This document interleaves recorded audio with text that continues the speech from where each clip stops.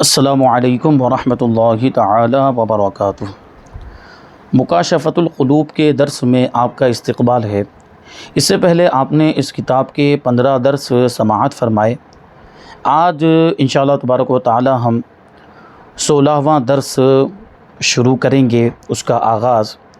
یہ جو بیان ہے وہ عداوت شیطان کا بیان، کہ شیطان انسان کا کتنا بڑا دشمن ہے۔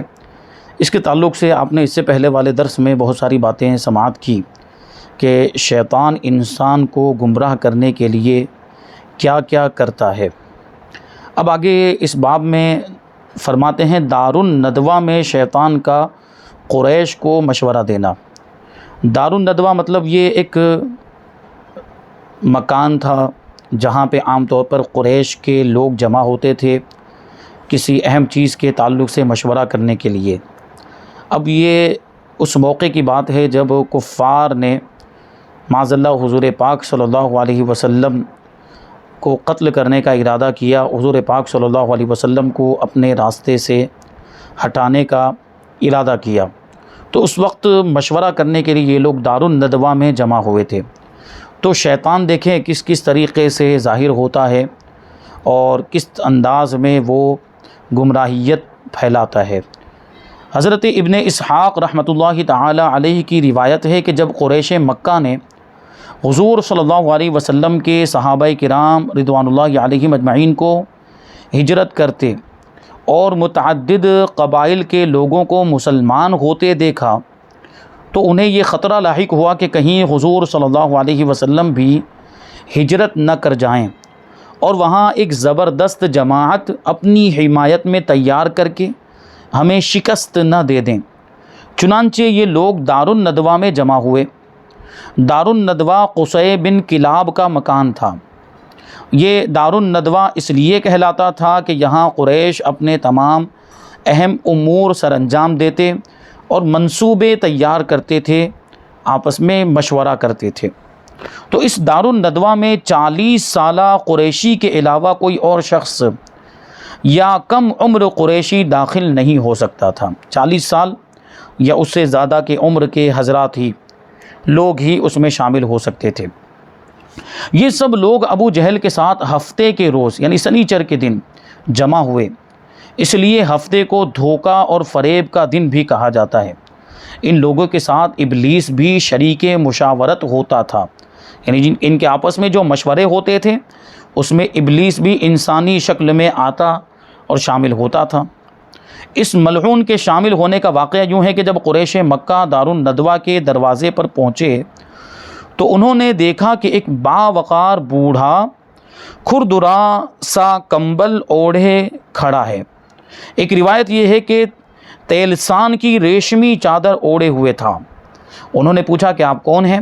کہنے لگا میں شیخ نجدی ہوں، یعنی نجد کا رہنے والا ایک بوڑھا آدمی ہوں، ایک شیخ ہوں۔ تم نے جو ارادہ کیا ہے میں نے وہ سن لیا ہے اور میں اس لیے آیا ہوں کہ تمہاری گفتگو سنوں اور مشورے اور نصیحتیں کروں۔ چنانچہ یہ سب لوگ اندر داخل ہو گئے اور باہم مشورہ ہونے لگا۔ ایک روایت ہے کہ 100 آدمی تھے اور دوسری روایت میں ہے کہ 15 آدمی تھے۔ ابو البختری جو غزوہ بدر کے دن مارا گیا تھا، اس نے مشورہ دیا کہ محمد صلی اللہ علیہ وسلم کو لوہے کے ایک قلعے میں بند کر دو اور اس وقت کا انتظار کرو جب ان کا انجام بھی پہلے شعراء جیسا ہو جائے، یعنی اس سے پہلے ان لوگوں نے شاعروں کو اس طرح کی سزائیں دی تھیں۔ تو شیخ نجدی نے کہا کہ یہ بات غلط ہے، خدا کی قسم اگر تمہیں انہیں آہینی دروازے کے پیچھے بھی بند کرنا ہے، اگر تم انہیں آہینی یعنی لوہے کے دروازے کے پیچھے بھی بند کر دو تو وہ وہاں سے نکل کر اپنے صحابہ کے پاس پہنچ جائیں گے۔ یعنی یہ شیخ نجدی کا اعتراف تھا کہ ان کو اللہ نے ایسی طاقت عطا فرمائی ہے کہ اگر ان کو لوہے کے دروازے کے پیچھے بھی بند کر دیا جائے تو وہ وہاں سے نکل جائیں گے، آزاد ہو جائیں گے۔ ابو الاسود ربیعہ بن عمرو عامری نے رائے دی کہ محمد صلی اللہ علیہ وسلم کو جلا وطن کر دو، یعنی شہر سے نکال دو، یہ جہاں بھی جائے ہمیں کوئی پرواہ نہیں، بس ہمارے شہروں میں نہ رہے۔ تو شیخ نجدی نے یعنی ابلیس نے اس رائے کو مسترد کرتے ہوئے کہا، یعنی اس رائے کو رد کرتے ہوئے کہا کہ کیا تم نے محمد صلی اللہ علیہ وسلم کی اچھی باتیں، ان کی شیریں بیانی یعنی میٹھا انداز اور لوگوں کا ان پر پروانہ وار نثار ہونا نہیں دیکھا؟ اگر تم ان کو جلا وطن کر کے مطمئن ہو گئے تو یہ تمہاری سب سے بڑی غلطی ہوگی۔ وہ کسی اور قبیلے میں چلے جائیں گے اور اپنی سحر بیانی سے لوگوں کو اپنا فریفتہ بنا لیں گے اور اپنے معتقدین کے ایک عظیم جماعت کے ساتھ تم پر غلبہ حاصل کر لیں گے۔ تمہاری یہ شان و شوکت حرف غلط کی طرح مٹ جائے گی اور وہ تمہارے ساتھ جو چاہیں گے کریں گے۔ کوئی اور رائے دو۔ تو ابو جہل نے کہا کہ میرے ذہن میں ایک ایسی رائے ہے جو کسی نے بھی نہیں دی، وہ یہ ہے کہ ہر قبیلے سے ایک صاحب حسب و نسب بہادر لیا جائے، یعنی ہر قبیلے سے جو اونچے خاندان کا آدمی ہو، اونچے شریف نسب کا آدمی ہو اور بہادر بھی ہو، ہر خاندان سے ایک ایک آدمی ایسا لیا جائے اور یہ سب مل کر یک بارگی محمد صلی اللہ علیہ وسلم پر تلواروں سے بھرپور وار کریں اور ان کو قتل کر دیں۔ ہماری بھی جان چھوٹ جائے گی اور بنو عبد مناف تمام قبائل کا مقابلہ کرنے سے تو رہے، وہ صرف دیت لے لیں گے۔ یعنی ظاہر سی بات ہے کہ ہر قبیلے کا ایک ایک آدمی جب شامل ہوگا تو اگر بدلہ لینا بھی چاہیں، انتقام لینا بھی چاہیں تو سب سے لینا پڑے گا، اور سارے قبیلوں سے انتقام لینا ممکن نہیں تھا۔ تو ان لوگوں نے، یہ ابو جہل نے یہ بات کہی کہ بنو عبد مناف جو حضور پاک صلی اللہ علیہ وسلم کا خاندان ہے، وہ مقابلہ نہیں کر سکیں گے تو وہ دیت لینے پر راضی ہو جائیں گے، یعنی خون کا بدلہ لینے پر راضی ہو جائیں گے مال کی شکل میں، جسے تمام قبیلے باہم ادا کر دیں گے۔ تو شیخ نجدی ملعون نے اس رائے کو بہت پسند کیا، وہ اس رائے پر پھڑک اٹھا اور کہنے لگا اب ہوئی بات۔ چنانچہ متفقہ طور پر یہ رائے مان لی گئی اور سب لوگ گھروں کو چل دیے۔ ادھر حضرت جبرائیل علیہ السلام حضور صلی اللہ علیہ وسلم کی خدمت میں حاضر ہوئے اور عرض کی، اے اللہ کے نبی صلی اللہ علیہ وسلم، آپ اس بستر پر استراحت نہ فرمائیں، اس بستر پر آرام نہ فرمائیں جس پر آپ ہمیشہ آرام فرماتے ہیں۔ جب رات ہوئی تو قریش کے جوان کاشانہ نبوت کے گرد منڈلانے لگے اور اس وقت کا انتظار کرنے لگے کہ آپ باہر آئیں اور وہ یکبارگی حملہ کر دیں۔ حضور صلی اللہ علیہ وسلم نے حضرت علی رضی اللہ تعالی عنہ کو اپنے بستر پر اس شب سلایا اور ان پر سبز رنگ کی ایک چادر ڈال دی جو بعد میں حضرت علی رضی اللہ تعالی عنہ جمعہ اور عیدین کے موقع پر اوڑھا کرتے تھے، حضور کی نشانی کے طور پر۔ حضرت علی رضی اللہ تعالی عنہ پہلے شخص تھے جنہوں نے جان بیچ کر حضور صلی اللہ علیہ وسلم کی حفاظت کی تھی۔ چنانچہ حضرت علی رضی اللہ تعالی عنہ نے ان اشعار میں اپنے احساسات کا اظہار کیا ہے، جس کا ترجمہ یہ ہے کہ میں نے اپنی جان کے بدلے اس خیر خلق یعنی بہترین مخلوق حضور پاک صلی اللہ علیہ وسلم کی حفاظت کی جو اللہ کی زمین میں سب سے بہتر ہے اور جو ہر طواف کرنے والے حجر اسود کو چومنے والے سے بہترین ہیں۔ رسول اللہ صلی اللہ علیہ وسلم کو قریش مکہ کے فریب کا اندیشہ ہوا تو ان کو رب ذوالجلال نے ان کے فریب سے بچا لیا۔ یہ دوسرا شعر۔ اور تیسرے شعر کا ترجمہ یہ ہے کہ رسول خدا صلی اللہ علیہ وسلم نے غار میں نہایت سکون کے ساتھ اللہ کی حفاظت میں رات بسر کی۔ چوتھا شعر۔ جبکہ میں قریش مکہ کے روبرو سویا ہوا تھا اور اس طرح میں خود کو اپنے قتل و قید ہونے پر آمادہ کیے ہوئے تھا، یعنی حضرت علی رضی اللہ تعالیٰ عنہ کو یہ معلوم تھا کہ یہ بستر آج قتل گاہ بنا ہوا ہے، کہ حضور پاک صلی اللہ علیہ وسلم کو قتل کرنے کا کفار منصوبہ بنا چکے تھے اور حضور حضرت علی کو اپنے بستر پر سلا کر جا رہے ہیں، تو یہ اپنے آپ کو قتل کے لیے پیش کرنا ہوا، قتل کے لیے آمادہ کرنا ہوا۔ لیکن چونکہ حضور نے ارشاد فرما دیا تھا کہ صبح اٹھنا اور مکے والوں کی جو امانتیں ہمارے پاس ہیں وہ ان کو سپرد کر دینا جن لوگوں کی وہ امانتیں ہیں، اور تم بھی مدینہ منورہ چلے آنا۔ تو حضرت علی کو حضور کے اس فرمان پر اتنا یقین تھا کہ اگرچہ بظاہر وہ بستر بڑا خطرناک تھا لیکن وہ حضرت علی رضی اللہ تعالیٰ عنہ کے لیے پھولوں کی سیج سے کم نہیں تھا۔ بڑی سکون کی نیند آئی، بڑے اطمینان کے ساتھ مولا کائنات اس رات سوئے اور فرمایا کہ جیسی نیند مجھے اس رات آئی، جیسی اطمینان اور چین کی نیند اس سے پہلے اور اس کے بعد کبھی نہیں آئی۔ اللہ تبارک و تعالیٰ نے قریش کے ان نوجوانوں کو اندھا کر دیا، اور نبی کریم صلی اللہ علیہ وسلم قریش کے جیالوں پر مٹی ڈالتے ہوئے یہ آیت کریمہ تلاوت کرتے ہوئے باہر نکل گئے۔ فَأَغْشَيْنَاهُمْ فَهُمْ لَا يُبْصِرُونَ، اس کا ترجمہ یہ ہے کہ انہیں اوپر سے ڈھانک دیا تو انہیں کچھ نہیں سوجھتا، انہیں کچھ بھی نظر نہیں آتا۔ اس حال میں ایک شخص وہاں آیا اور اس نے ان لوگوں سے پوچھا کہ یہاں کیا کر رہے ہو؟ انہوں نے کہا کہ ہم محمد صلی اللہ علیہ وسلم کے منتظر ہیں، ان کا انتظار کر رہے ہیں۔ اس نے کہا خدا کی قسم وہ تمہارے سروں پر مٹی ڈالتے ہوئے نکل گئے ہیں، اور اللہ تبارک و تعالیٰ نے تمہیں ذلیل و رسوا کیا ہے، اب تم یہاں کھڑے کیا کر رہے ہو؟ اب جو انہوں نے اپنے سروں کو ہاتھ لگایا تو سب کے سروں میں مٹی پڑی ہوئی تھی، اور وہ حضرت علی رضی اللہ تعالی عنہ کو حضور صلی اللہ علیہ وسلم کی چادر اوڑھے ہوئے سوتا دیکھ کر ایک دوسرے سے یہی کہتے رہے کہ خدا کی قسم یہ محمد صلی اللہ علیہ وسلم سو رہے ہیں، یہاں تک کہ صبح ہو گئی اور حضرت علی رضی اللہ تعالی عنہ بستر سے اٹھے۔ ان کو دیکھ کر یہ لوگ بہت شرمندہ ہوئے اور کہنے لگے اس شخص نے واقعی سچ کہا تھا۔ اسی واقعے پر یہ آیت کریمہ نازل ہوئی وَإِذْ يَمْكُرُ بِكَ الَّذِينَ كَفَرُوا لِيُثْبِتُوكَ أَوْ يَقْتُلُوكَ، کہ جب کفار مکہ آپ کے ساتھ فریب کر رہے تھے کہ وہ آپ کو سخت زخمی کر دیں یا قتل کر دیں، تو اس وقت اللہ تبارک و تعالیٰ کی مدد آئی۔ وَإِذْ يَمْكُرُ بِكَ الَّذِينَ كَفَرُوا لِيُثْبِتُوكَ أَوْ يَقْتُلُوكَ وَيَمْكُرُونَ وَيَمْكُرُ اللَّهُ، وہ اپنے مکر سے کام لے رہے تھے جبکہ اللہ تبارک و تعالیٰ اپنی خفیہ تدبیر فرما رہا تھا، اور اس خفیہ تدبیر کے ذریعے اللہ تبارک و تعالیٰ نے اپنے محبوب کو بچا لیا۔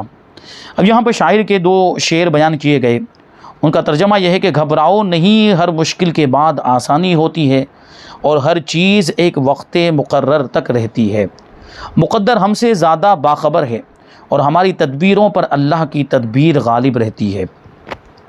حضرت عبداللہ ابن عباس رضی اللہ تعالی عنہما کا فرمان ہے، وہ کہتے ہیں کہ اللہ تبارک و تعالی حضرت عبداللہ ابن عباس رضی اللہ تعالی عنہ اللہ تبارک و تعالی کے اس ارشاد کی تفسیر میں فرماتے ہیں، آیت کریمہ ہے وَقُلْ رَبِّ أَدْخِلْنِي مُدْخَلَ صِدْقٍ وَأَخْرِجْنِي مُخْرَجَ صِدْقٍ وَاجْعَلْ لِي مِن لَّدُنكَ سُلْطَانًا نَصِيرًا۔ اس کی تفسیر میں حضرت ابن عباس فرماتے ہیں کہ اس آیت میں اللہ تبارک و تعالی نے نبی کریم صلی اللہ علیہ وسلم کو ہجرت کی اجازت مرحمت فرمائی، اور حضرت جبرائیل نے آپ سے کہا کہ آپ حضرت ابو بکر رضی اللہ تعالی عنہ کو اپنی ہجرت کا ساتھی منتخب کریں۔ حاکم کی روایت حضرت علی رضی اللہ تعالی عنہ کہتے ہیں کہ حضور صلی اللہ علیہ وسلم نے حضرت جبرائیل سے پوچھا کہ میرے ساتھ کون ہجرت کرے، تو انہوں نے کہا حضرت ابو بکر صدیق رضی اللہ عنہ۔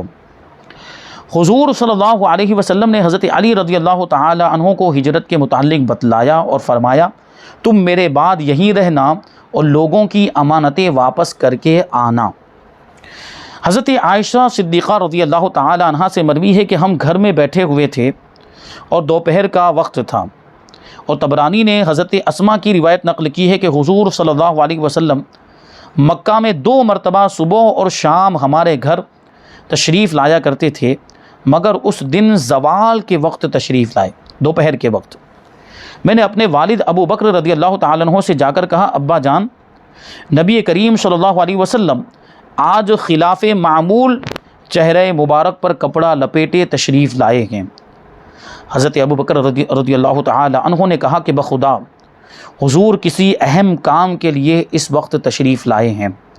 حضرت عائشہ رضی اللہ تعالی عنہ کہتی ہیں کہ حضور اجازت لے کر اندر تشریف لائے، حضرت ابو بکر رضی اللہ تعالی عنہ نے آپ کے لیے چارپائی خالی کر دی۔ جب حضور تشریف فرما ہو گئے تو آپ نے فرمایا کہ ان دونوں کو باہر بھیج دیا جائے۔ سیدنا صدیق اکبر رضی اللہ تعالیٰ عنہ نے عرض کیا حضور یہ عائشہ اور اسماء آپ ہی کا گھرانہ ہے۔ ایک روایت یہ ہے کہ انہوں نے کہا کہ حضور مطمئن رہیں یہ میری ہی بیٹیاں ہیں۔ حضور صلی اللہ علیہ وسلم نے فرمایا کہ مجھے رب ذوالجلال نے ہجرت کی اجازت دی ہے اور تم میرے ساتھ رہو گے۔ حضرت عائشہ صدیقہ رضی اللہ تعالی عنہ کہتی ہیں کہ حضرت ابو بکر رضی اللہ تعالیٰ عنہ یہ بات سنتے ہی شدت جذبات سے رو پڑے اور عرض کی حضور میری ان سواریوں میں سے ایک سواری پسند فرما لیجئے۔ تو آپ نے فرمایا کہ میں قیمتاً لوں گا، یعنی کوئی بھی سواری لوں گا تو میں اس کی قیمت ادا کروں گا۔ ایک روایت میں ہے کہ آپ نے فرمایا کہ چاہو تو ایک میرے ہاتھ بیچ دو۔ آپ نے قیمت دے کر اس لیے سواری حاصل کی تاکہ آپ کو ہجرت کی مکمل فضیلت حاصل ہو جائے اور جان و مال کی قربانی سے اس کی ابتدا ہو۔ حضرت عائشہ رضی اللہ تعالی عنہا فرماتی ہیں کہ ہم نے جلدی جلدی سامان سفر درست کیا۔ ایک روایت ہے کہ ہم نے حضور صلی اللہ علیہ وسلم اور سیدنا صدیق اکبر رضی اللہ تعالی عنہ کے لیے بہترین سامان سفر باندھا اور اسے ایک تھیلے میں ڈالا۔ واقدی کی روایت ہے کہ زاد راہ میں سامان سفر میں ایک بھنی ہوئی بکری بھی تھی۔ حضرت اسما نے اپنی کمر کا پٹکا پھاڑا اور اس سے تھیلے کا منہ باندھ دیا، اسی لیے حضرت اسما کو ذات النطاقین کہتے ہیں، دو پٹکے والی۔ حضرت عائشہ رضی اللہ تعالی عنہ فرماتی کہ حضور صلی اللہ علیہ وسلم اور حضرت ابو بکر صدیق رضی اللہ تعالی عنہ نے 3 راتیں غار ثور میں گزاری۔ اس غار میں چونکہ ثور بن عبد مناف آ کر ٹھہرا تھا، اسی لیے اسے غار ثور کہا جاتا ہے۔ روایت ہے کہ حضور صلی اللہ علیہ وسلم اور سیدنا صدیق اکبر رضی اللہ تعالی عنہ رات کے وقت مکان کی پچھلی کھڑکی سے نکل کر غار کی طرف روانہ ہوئے تھے۔ راستے میں ابو جہل آ رہا تھا، مگر اللہ تبارک و تعالی نے اسے اندھا کر دیا اور آپ خیریت سے گزر گئے۔ حضرت اسما بنت ابو بکر کہتی ہیں حضرت ابو بکر 5000 درہم ساتھ لے کر گئے تھے۔ صبح جب قریش نے حضور صلی اللہ علیہ وسلم کو نہ پایا تو انہوں نے مکہ کے چاروں طرف تلاش کیا اور ہر طرف سراغ رساں دوڑائے، سراغ لگانے والے۔ جو لوگ غار ثور کی طرف جا رہے تھے انہوں نے آپ کے نشان قدم تلاش کر لیے اور غار ثور کی طرف چل پڑے، مگر جب غار کے قریب پہنچے تو نشان ختم ہو گئے۔ قریش حضور کی ہجرت سے بہت خفا تھے اور انہوں نے حضور صلی اللہ علیہ وسلم کو تلاش کرنے والوں کے لیے 100 اونٹ کا انعام مقرر کر دیا تھا۔ حضرت قاضی عیاض رضی اللہ تعالی عنہ سے مروی ہے کہ جبل صبیر نے حضور صلی اللہ علیہ وسلم سے عرض کی کہ آپ میری پیٹھ سے اتر جائیں، مجھے ڈر ہے کہ لوگ آپ کو شہید نہ کر دیں اور مجھے عذاب نہ دیا جائے۔ اور غار حرا نے التجا کی کہ حضور صلی اللہ علیہ وسلم میرے یہاں تشریف لائیے۔ روایت ہے کہ جو ہی حضور صلی اللہ علیہ وسلم حضرت ابو بکر رضی اللہ تعالی عنہ کی معیت میں غار ثور میں داخل ہوئے، اللہ تبارک و تعالی نے غار کے دروازے پر ایک جھاڑی پیدا فرما دی جس نے ان حضرات کو کفار کی نظروں سے اوجھل کر دیا، اور حکم خداوندی سے مکڑے نے غار کے دہانے پر جالا تن دیا اور جنگلی کبوتروں نے اپنا گھونسلہ بنا دیا۔ یہ سب کچھ کفار مکہ کو غار کی تلاشی سے باز رکھنے کے لیے کیا گیا۔ ان 2 جنگلی کبوتروں کو اللہ تبارک و تعالی نے ایسی بے مثال جزا دی، ایسا ثواب دیا، اجر دیا کہ آج تک حرم میں جتنے بھی کبوتر ہیں وہ انہی 2 کی اولاد ہیں۔ جیسے انہوں نے اللہ تبارک و تعالیٰ کے نبی کی حفاظت کی تھی، ویسے ہی اللہ تبارک و تعالیٰ نے بھی حرم میں ان کے شکار پر پابندیاں عائد کر دی ہے۔ قریش کے نوجوان ڈنڈے، لاٹھیاں اور تلواریں سنبھالے چاروں طرف پھیل گئے، جن میں سے کچھ غار کی طرف جا نکلے۔ انہوں نے وہاں کبوتروں کا گھونسلہ اور اس میں انڈے دیکھے تو واپس لوٹ آئے اور کہنے لگے کہ ہم نے غار کے دہانے پر کبوتروں کا گھونسلہ اور اس میں انڈے رکھے ہوئے دیکھے ہیں، اگر وہاں کوئی داخل ہوتا تو لا محالہ کبوتر اڑ جاتے۔ حضور صلی اللہ علیہ وسلم نے ان کی یہ باتیں سنی اور سمجھ گئے کہ اللہ تبارک و تعالیٰ نے مشرکین کو ناکام لوٹایا ہے۔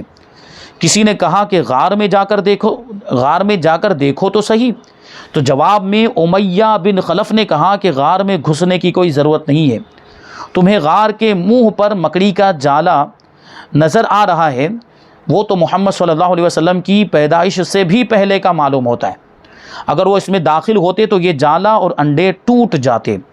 یہ حقیقت میں قوم قریش کو مقابلے میں شکست دینے سے بھی بڑا معجزہ تھا۔ غور کیجئے، مطلوب کیسے کامیاب اور تلاش کرنے والے کیسے گمراہ ہوئے۔ مکڑی نے جستجو کا دروازہ بند کر دیا اور غار کا دہانہ ایسا بن گیا کہ سراغ رسانوں کے قدم لڑکھڑا گئے اور ناکام واپس لوٹے، اور مکڑی کو لازوال سعادت میسر آئی۔ ابن نقیب نے خوب کہا ہے کہ ریشم کے کیڑوں نے ایسا ریشم بنا جو حسن میں یکتا ہے، مگر مکڑی ان سے لاکھوں درجہ بہتر ہے، اس لیے کہ اس نے غار ثور میں حضور صلی اللہ علیہ وسلم کے اوپر غار کے دہانے پر جالا بنا تھا۔ بخاری و مسلم میں حضرت انس رضی اللہ تعالی عنہ سے مروی ہے کہ حضرت ابو بکر رضی اللہ تعالی عنہ نے فرمایا کہ جب ہم غار میں تھے، میں نے رسول اللہ صلی اللہ علیہ وسلم سے عرض کی کہ حضور اگر یہ اپنے قدموں کی طرف دیکھیں گے تو یقیناً ہم انہیں نظر آ جائیں گے۔ تو آپ صلی اللہ علیہ وسلم نے فرمایا، ابو بکر تمہارا ان دو کے بارے میں کیا خیال ہے جن کے ساتھ تیسرا خدا ہے، یعنی ہماری مدد کرنے والا اللہ تبارک و تعالی ہے۔